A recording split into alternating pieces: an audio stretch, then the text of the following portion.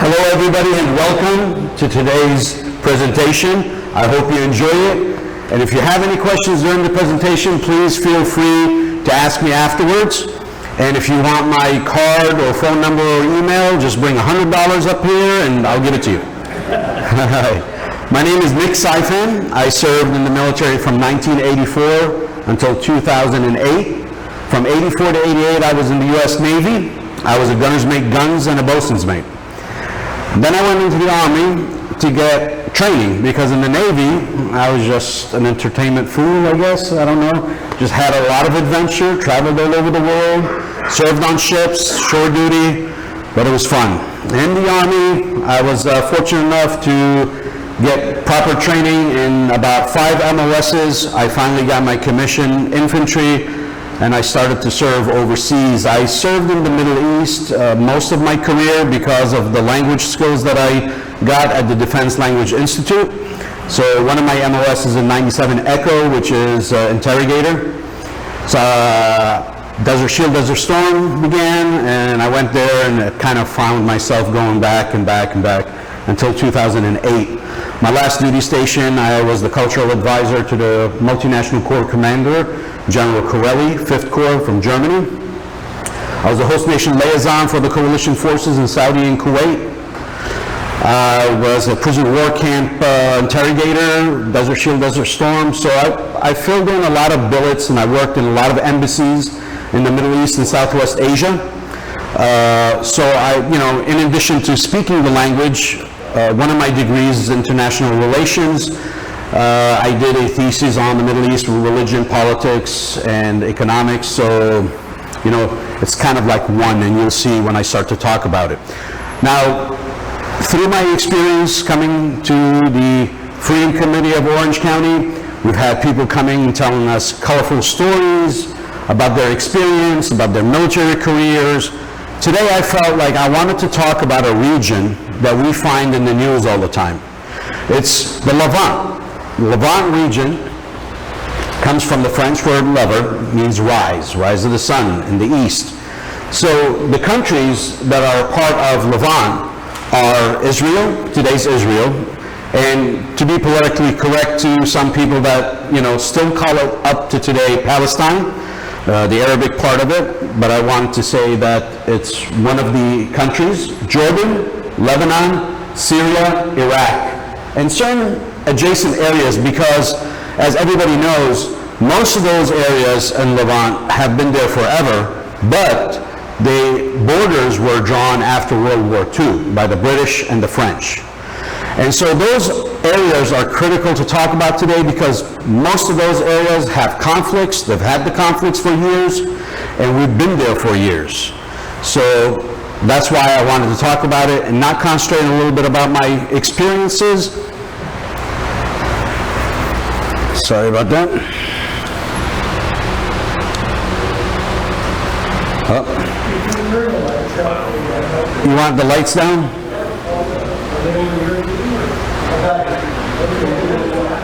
And the presentation will be available to you. I'll give it to you later on, and with any other questions that you might have. Can you see? And I'll keep on moving back and forth, and I won't move too quick. So this is pretty much the area that we're talking about today. As you can see in that whole, you want to call lagoon, over here, you'll see Cyprus. Cyprus is an island that is in the center of the Mediterranean between Turkey and Egypt. It's half Greek, half Turkish, but everything to the right of it and where that red mark is kind of like the Levant. Wow. And that's what the area is called. It expands all the way to Iraq.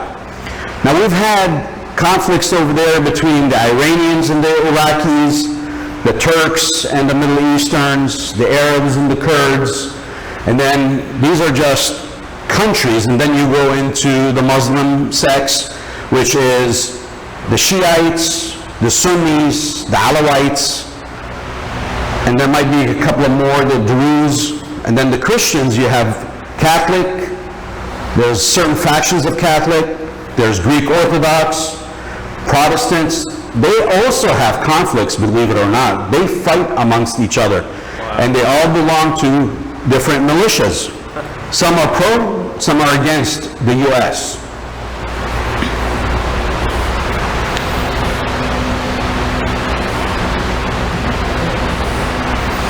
These are just a little bit background on what Levant is. So the United States, since I guess World War I or even in that era, was competing with European petroleum companies. The U.S. petroleum companies and the Europeans, they're always competing for oil, for territory, for influence. The British and the French have always had an interest in those areas. Now a lot of people say, well, wait a minute, we hear about British petroleum, we hear about the U.S., but we've never heard, does the French have an actual, petroleum company? And they do. But their oil comes from Libya. And that's why when we had the conflict in Libya, the French Air Force were actually first to strike, although they're sometimes against us striking somewhere else. Just wanted to bring that up.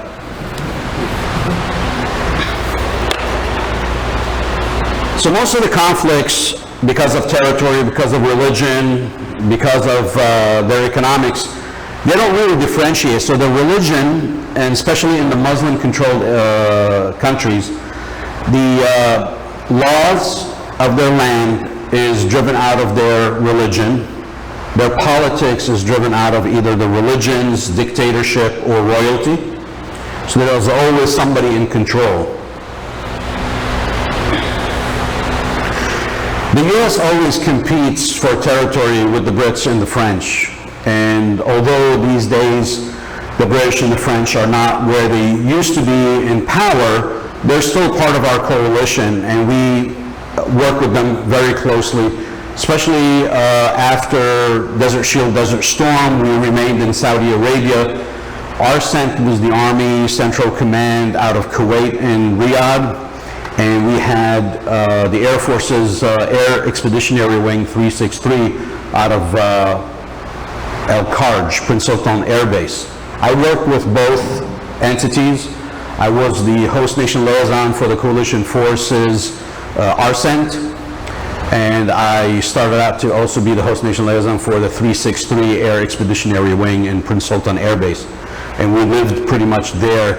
This is post-97 after Al-Khobar Towers in Jeddah got blown, not Jeddah, Khobar, close to Dammam, were blown up with, I believe the company that was occupying there, one of them was Raytheon. And then they moved to Riyadh, and all the embassies that were on the Red Sea in Saudi Arabia were moved into Riyadh to centralize them and put all the embassies there. We already talked about it. The whole area is about 730,000 square kilometers. Believe it or not, it's not that large. It's about 0.5% of the world's territory, but probably it counts to 90% of the conflicts of the world.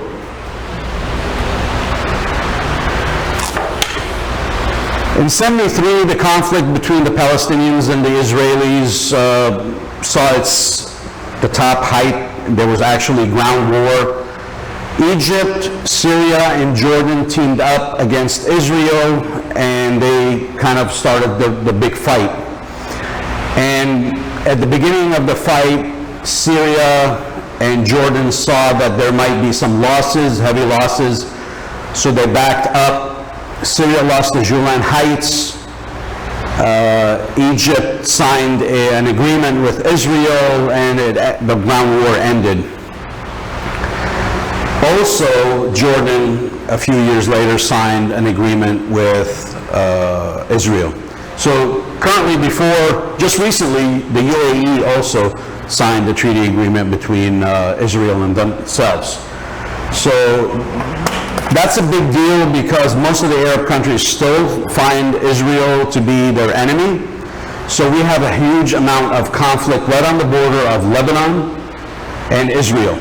A lot of militia, a lot of countries A lot of terrorism come out of there, always the conflict between Israel and the Middle East.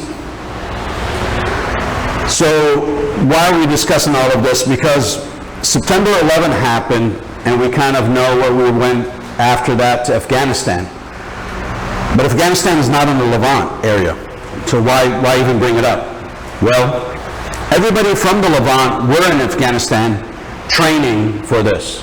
And as you all know, that the majority of the people that were part of the terrorist attack in New York were from the Levant area, were from Saudi Arabia, neighboring to Israel from the south, and Egypt and Jordan. So right after that, prior to that, we had Operation Southern Watch and Operation Northern Watch. Operation Southern Watch was from Riyadh and Kuwait, and Operation Northern Watch was from Turkey for Iraq. Finally, in 2003, we went into Iraq. Same thing, they were harboring terrorists over there. We had a lot of other assumptions about,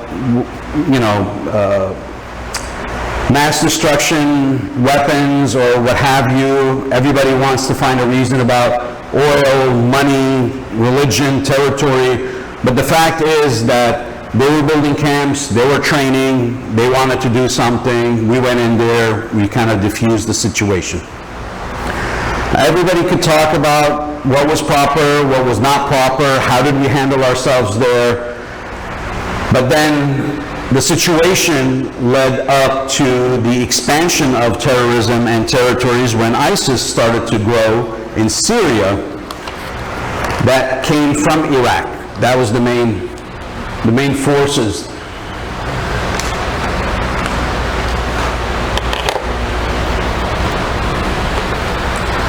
So as we talked about, the hatred comes from, Jewish religion, Arabs.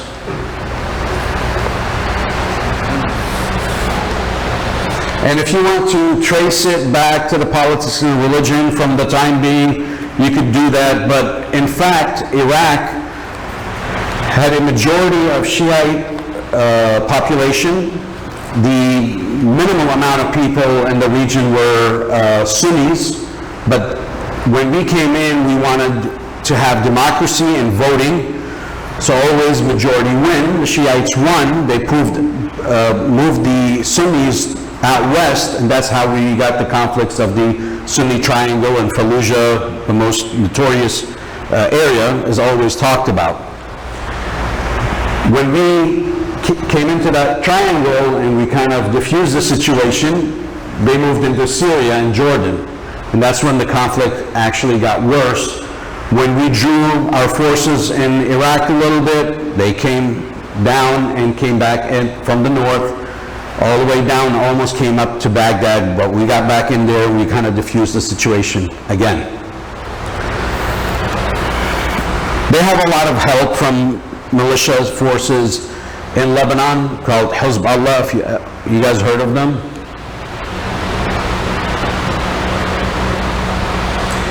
And this is just a continuation of the endless wars of what happens. It's not resolved too easy. You can't please everybody all the time. So it's kind of funny how we try to sometimes help somebody improve their lives, drive them into democracy, drive them into voting, but it just doesn't work because their system is not functioning the way our system works here in the US. So too much influence comes from either their leadership or their religion.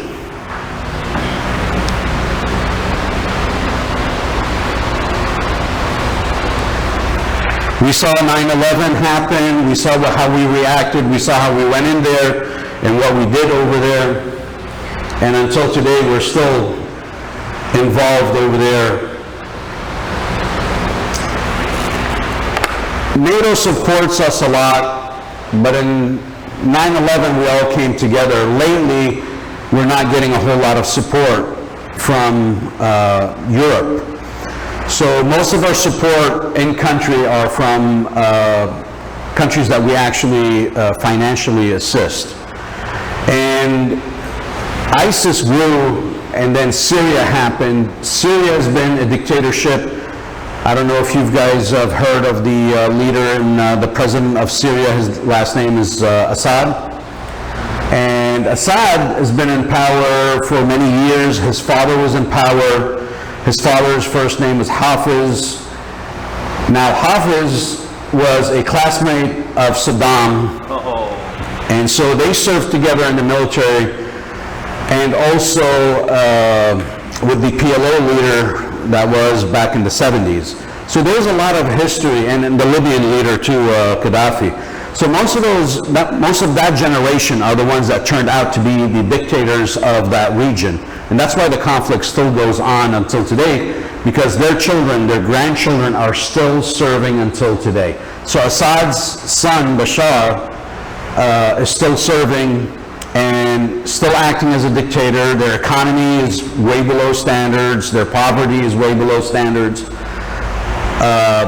They are the minority of the country, just like what the Sunnis were, but they were in control. So the Alawites are the minority in Syria, but they rule. So when the ISIS formed, they're Sunnis, they're against the Alawites.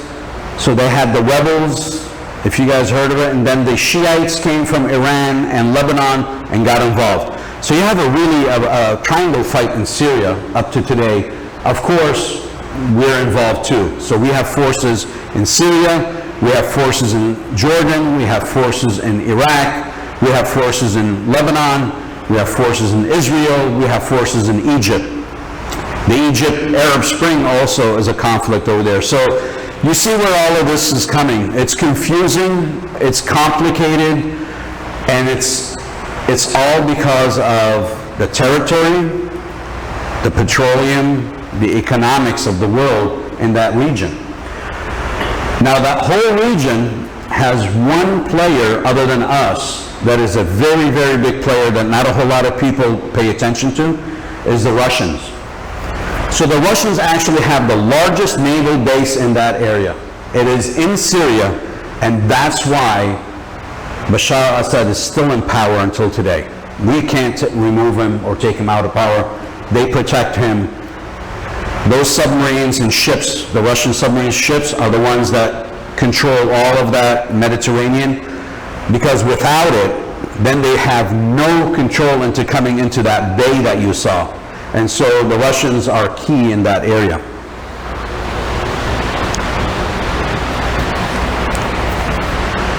We talked about this. All right. So Israel, Palestine, the two countries that everybody is fighting against. Israel, after World War II, is recognized. The Palestinians refused. The Palestinians dispersed. They are all over the Middle East. And in Kuwait, they went with Saddam Hussein against us. The Palestinians are with Hezbollah against Israel. The Palestinians in Jordan wanted to have a rebellion against the Jordanian king, and he literally almost annihilated them and killed them all. So the remaining Palestinians played ball. They got citizenship, but their citizenship is a little bit different than the Jordanian citizenship. They remain. In Lebanon, the Palestinians that ran away from Israel went into camps, caused a lot of the civil war back in the 70s in Lebanon. And they went down to Kuwait, and when Saddam went into Kuwait, the Palestinians helped him. After we liberated Kuwait, they were all kicked out. They got dispersed again. Lebanon, Syria, Iraq, and Jordan. That is your Mediterranean entry into Iran. So during the Persian Empire, which is before the Ottoman Empire of Turkey, these countries were under Iran. It was the Persian Empire. And the traffic, the trade, everything came in from the Mediterranean into Iran.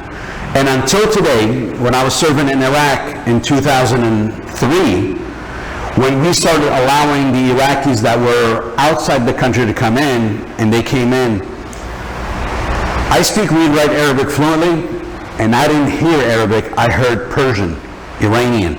So they were speaking it. And what happened is during the Iran-Iraq fight, the Shiites ran away from Iraq to Iran, and they fought against their country, but because of their religion beliefs. So most of them that were Iraqi, but a Shiite believes that Iran is their holy land, came back to Iraq, and when we had the elections in Iraq and the Shiites took over and they were the majority, the country almost had a change, and it would have went with Iran. We would have had double the territory, giving us the grief that we are facing today. I think I'm going to put this back up.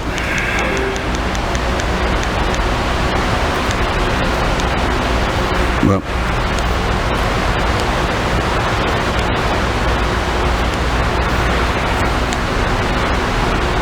did I get it? Let's stay. All right. So, oops, sorry. So I want you to think about it. It's that whole territory is rich in gas, natural gas, and petroleum, and the U.S. definitely wants to be involved, but it really has no other resources. I mean, we really, other than protecting the south part of it, of the people that are actually signing the agreements with Jordan, keeping the peace, we really have nothing that comes out of there. It's a trade area. Manufacturing and resources are not much other than the petroleum and the natural gas, which is two big things.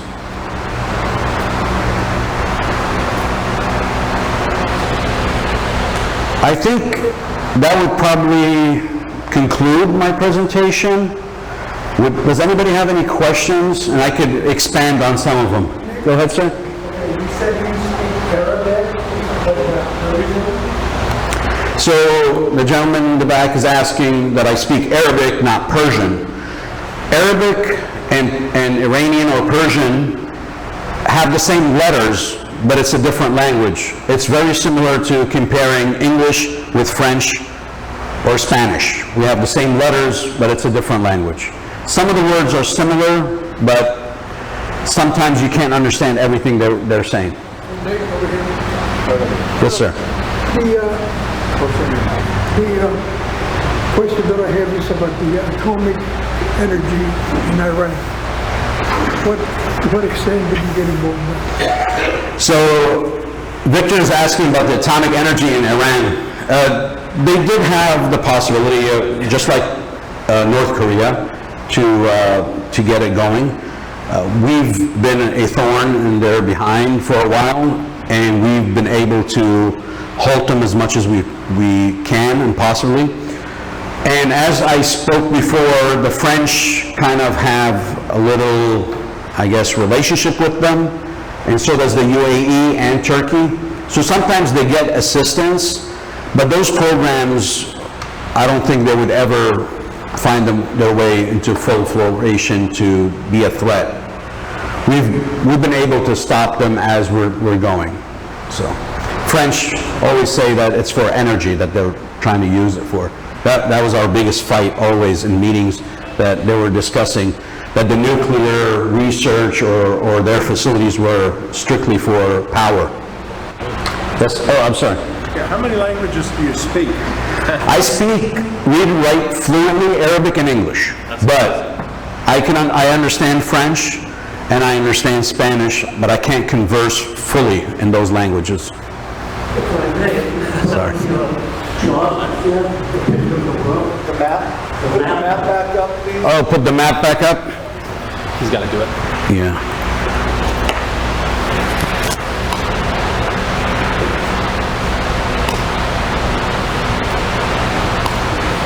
Is Persian Farsi? It is. Persian is Farsi, yes. Here's the map. There we go. You mentioned Russia and Syria there. I'd like to make a comment on why. You look at that map, the picture, whatever you want to call it. Russia does not have any access to the warm oceans of the world. It's looked up on the north, it goes across the year. You look in the upper right hand corner, you don't see the interior. That's also what it was here. For years and years, hundreds of years, Russia has wanted access to the warm ocean. The only place that you go is through the Golden Gulf. So that's what Russia is trying to do. They also have a base in the built or all building in India and one or two other places. So I just wanted to bring that to attention. Yeah, thank you for the input.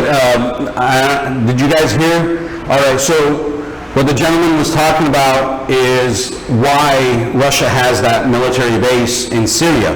It's for access to the warm waters, correct? And they're opened up other bases around the world. You mentioned India, correct? Yes. So yeah, access is all about, just like us with the Panama Canal. So you need access. You need world domination, right? So you said you were cultural affairs. Can you talk a little bit about that? So the multinational corps commander, General Corelli, out of Germany, 5th Corps, he actually after he retired, he was our VA director, I think. But anyway, General Corelli requested, or there was a billet open for a cultural advisor. And I had just been activated, and I was at Fort Jackson, and they were going to send me somewhere, but then they sent me to Fort Benning, Georgia, and changed my orders, and I was sent to Baghdad. Al Fawd Palace at Victory Base Complex, and that's where the headquarters of MNCI was. General Corelli was the MNCI, General Casey was the MNFI. He was with the embassy and with the Provisional Authority. Provisional Coalition Authority that first went into Iraq. But as a cultural advisor, you have to have some sort of an understanding of what the language is, what the region is. So any type of assistance the general needs, it's kind of like the aide, aide de camp, right, to the general, or to a high-ranking officer, or to a politician. So you're there to facilitate certain things that might come up that the general needs some briefing about, or some understanding of how to react, just in an advisory position. But I was present with him at all our meetings with the Iraqi Defense Forces, their commander, the Minister of Defense, which is also a Shiite Iraqi. And so I built a relationship between all the C-level units for the Iraqi Defense Force and the general. The general was the top military person, so technically they all were under him, but we had to respect the fact that the Iraqi Defense Force had a commander. I think he was a 2-star general, and all the other generals that served underneath him, from our C1 all the way to C9. Did you get into the weeds at all, like further down? Because the reason I'm asking this question is, as far as females being engaged as CAs, right? Because to deal with the other females, right? Did you have anything to do with that, or know anything about how CAs, female military members, were engaged at all? The Iraqi Defense Force did not have a whole lot of females, but in the U.S. we did have females working with us. Unfortunately, with their demeanor with females in that region, we didn't have one-on-one female U.S. with them. And it's unfortunate that we couldn't because of their sometimes religion beliefs. But the females on our side operated exclusively administrative duties, field duties, but it wasn't with the Iraqi Defense Force. No, that's what I mean. So in the field with the other, they engage, our females Yes. that were CAs engaged, Absolutely. right? Isn't that how it works? Yes. So anytime we had to do any type of entry into areas where our females were, front line, they dealt with the female Iraqis on the ground. It was very important that we did that. But I also want to mention something about that whole region, is that it's dominated by the Muslim religion. But for example, in Lebanon, you have to be Catholic, Maronite, which is a Lebanese Catholic, they follow the Pope, to be president. You cannot be a Muslim, Shiite, Sunni, Druze, or even Greek Orthodox, like I am. You have to be Catholic to be president. The mayor of Beirut, Greek Orthodox. That's amazing. Yes. The prime minister, Sunni. The speaker of the house, Shiite. And this was a treaty that was done in Al Jaif, I think, area in Saudi Arabia to end the civil war in Lebanon. What they did is they kind of, and France is the one that wanted that to happen, because when France gave Lebanon its independence in either 46 or 48, they insisted that the president be Christian, Catholic, Maronite. Sorry. Yes. Do you have any comments considering the two new NATO members that just been? Yeah. So I don't have any type of answer on NATO. I did serve with NATO in 1994 in Germany, Grafenberg and Wiesbaden, but you know, I don't know if I want to side with. Is it going to be good or bad or indifferent? Well, anytime allies come together, it's a good thing, right? We all peacefully relate to each other, we work together to be humble. But then you have the forces that are against it, and yes, they're going to be complaining about it. You know, I truly believe that each country should be able to be peacefully recognized and peacefully operating, but sometimes they need our help. And so having a NATO or UN forces really works sometimes, but not all the time. Yes. Do you have time to comment briefly on the economic recovery for Beirut since the bombing and what's going on over there right now? Yes. Guy? Is it? Yes, Guy. So Guy, one of our associates here, right? All right. So he asked if I can comment about the economics in Lebanon post the bombing in the port of Beirut. So I think everybody heard about it, but there was a huge non-atomic bomb or non-nuclear bomb that exploded. Some people say it was hit with a missile, and that they had some stuff stored there in the port. Everything is open. I mean, you know, you could discuss it as much as you want, but the fact is, an explosion happened, 17-mile radius damage of Beirut. The whole port was damaged, and all the neighboring buildings and businesses and area. It was one of the largest ones. I think they had one in Syria they hit called the Moab, mother of all bombs or something like that. Well, some of you guys that work with ammunition know what these big bombs are, but it was a tremendous explosion. Fire started and then the explosion happened. But anyways, there's a lot of YouTube videos, you can take a look at it.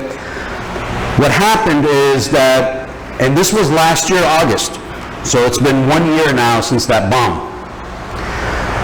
1 year ago, we were still kind of in COVID. So they hit an economic downfall where their Lebanese lira, which is a Lebanese pound or Lebanese dollar, hit rock bottom. I mean, it used to be stable at 1,500 liras to $1. Today, I think it's 27,000 liras to $1. So it's kind of like what happened to Italy. They were like 8 zeros to the right, and they, you know, kind of got rid of the zeros. But in Lebanon, yeah, so their currency was almost gone. Then they had COVID, shortage of everything, and then the port got hit. So there's nothing coming in and out. Poverty is way below standards. If you have money in the bank, you're not allowed to withdraw it. Oh. Right now, there's no FDIC, so millionaires that have millions of dollars in the bank cannot touch their money. Lebanon and part of Syria is extremely, extremely bad. I hope that. All right, we've got time for a couple more. We're going to start with Bob, and then I'm going to make my way over here to the front. To what extent the presence of the Russian Navy in the Black Sea, which is north of the areas that we're talking about, does that have any influence on what's going on in that part of the world from a Russian point of view? Of course it does. When we go in to help a country, when we wanted to see if we could limit some of the involvement. The map is not here, but Turkey is just a little bit above, and between Turkey and Cyprus and Greece, believe it or not, sometimes they have conflicts, and sometimes we're in there because Turkey is part of NATO, as we all know, and having the Russians over there sometimes interfere with us, because sometimes the Syrians want to also bother the Turks, so that region's always facing challenges with the ships and the submarines going back and forth. And the way it's stable over there is that we do have the 6th Fleet over there, but we get assistance from other countries into that area. It's fairly large. It looks small on the map, but it's an extremely large area, but Russia covers most of that part very well. Did I answer that question? Kind of, because the access to the Mediterranean through the Bosphorus, Yes. through Turkey, Yes. but you've got the whole Black Sea there, which gives a lot of ability for Russians to put a presence outside the Black Sea, what's going on. Yeah, they're involved heavily in that area. I know for a fact. Nick, my question is this. This has been very valuable for me from a history, and my whole 30-year history is Asia, Southeast Asia.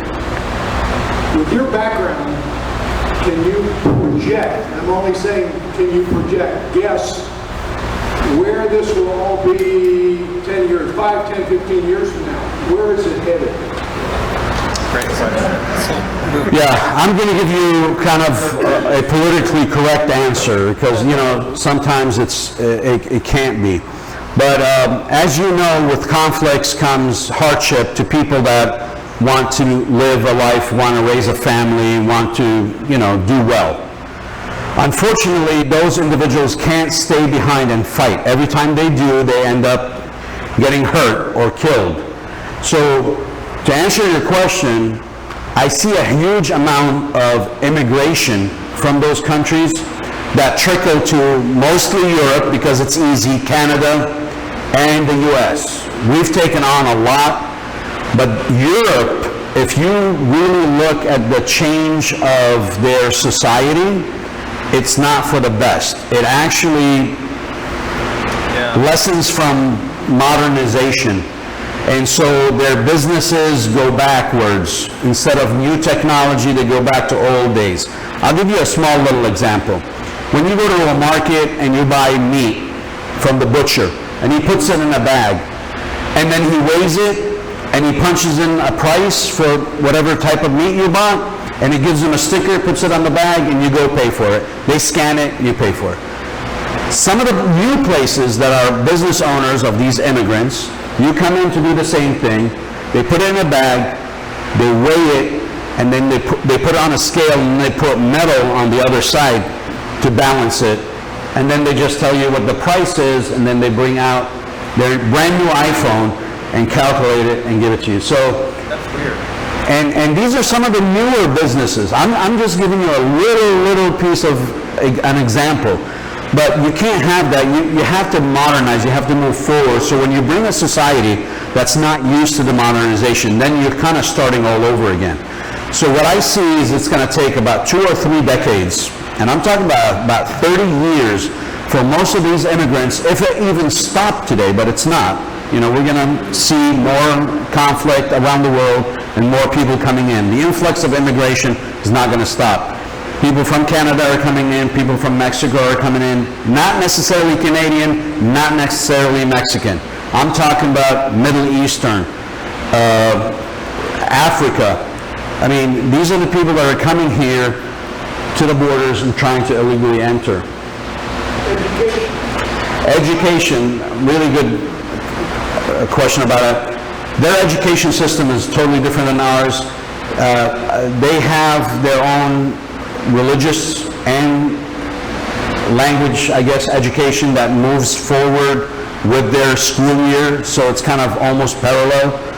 I have a lot of examples to talk about it, but it's not the place, for that stuff. But Yeah, political, religion, economics, just imagine it being one. We wouldn't be able to survive the way they do. And I think that's why they're all coming here to learn our ways, but unfortunately it's a slow-moving thing that we do. All right, so we really have run out of time as far as questions with the group. However, as Nick had said earlier, if you have a question for him later, bring him $100. We'll sit to the side with you and talk. But wow, what an informative presentation. Let's show Nick how much we enjoyed Thank you. that. Thank you.